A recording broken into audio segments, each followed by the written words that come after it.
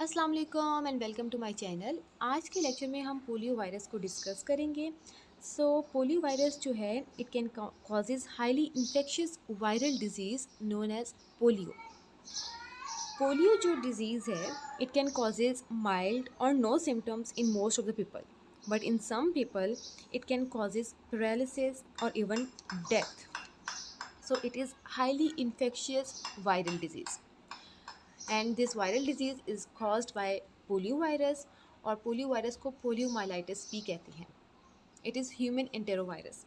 Human enterovirus क्या है कि it is a genus of positive sense single stranded RNA virus.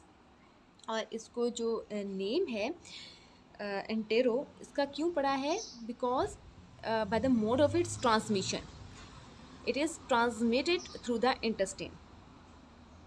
Composition की बात करें, so polio virus is compose of RNA genome and a protein capsid.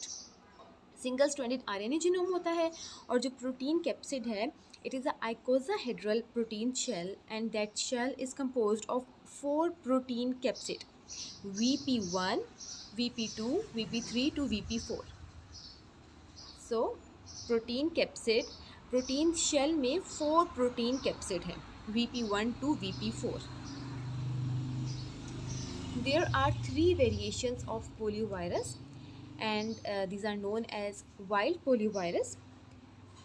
जो wild poliovirus type 2 and type 3 हैं they have been eradicated। Wild poliovirus type 2 and type 3 have been eradicated, but type 1 exists in few part of the world। Okay, now move towards the types। There are 5 types of poliovirus: abortive, non-paralytic, paralytic, polioencephalitis and post-polio syndrome। First of all move towards the abortive poliomyelitis। अच्छा, इसमें क्या होता है कि it can causes flu-like and intestinal symptoms and this can only last few days and doesn't cause any long-lasting issue। Second one हमारे पास है non paralytic poliomyelitis. अच्छा, इसमें क्या होता है? It can causes aseptic meningitis. Aseptic meningitis क्या है कि it can causes swelling of the area around the brain and it can causes more symptoms than abortive poliomyelitis and you need to require to stay in hospital। Third one हमारे पास है paralytic poliomyelitis. अच्छा, इसमें क्या कहते हैं कि it can paralyse the muscles that allow you to breathe, speak, swallow and move your limbs. So it can causes paralysis. Polioencephalitis, it is a rare type of polio that mostly affect infants। It can causes brain swelling। And last है post polio syndrome, when symptoms of polio come back after polio infection।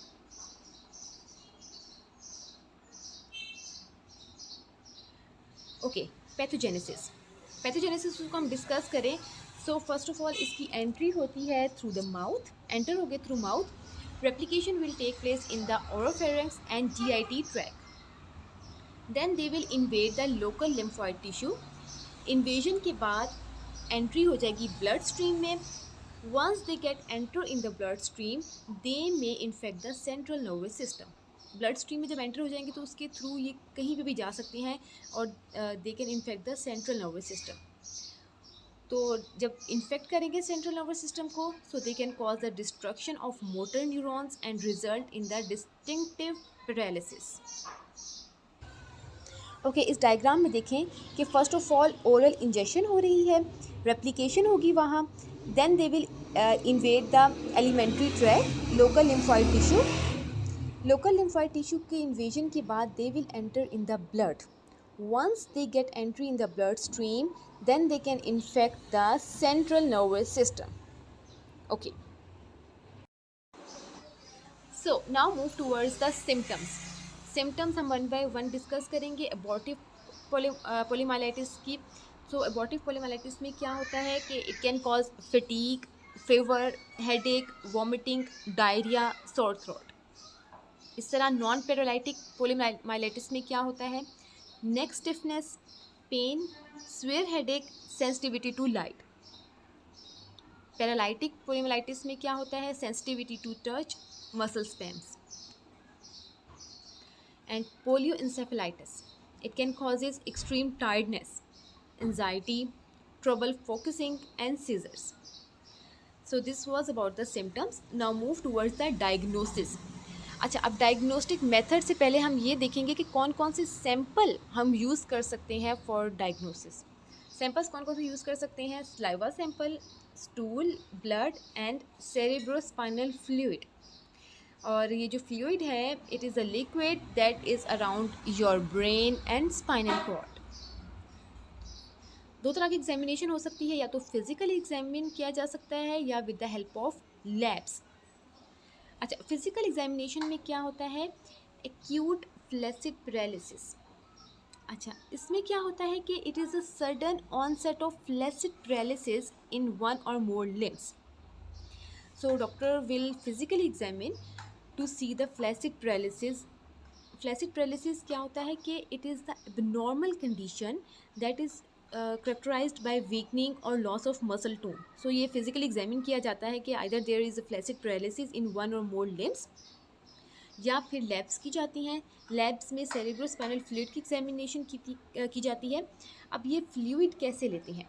It is a liquid that is around the brain and spinal cord. तो ये लेते हैं.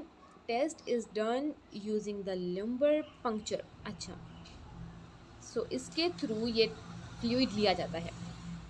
It is the insertion of long thin needle between the vertebrae and small amount of cerebrospinal fluid is been taken and it is send to the lab for examination. Throat washing sample लिया जाता है और उससे detect किया जाता है either the virus is present, या different blood test perform किए जाते हैं. ट्रीटमेंट ऐसा कोई नहीं है.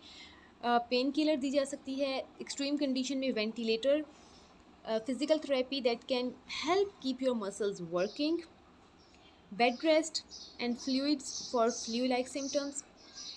मसल रिलैक्सेंट दिए जाते हैं. Antibiotic for UTI infection.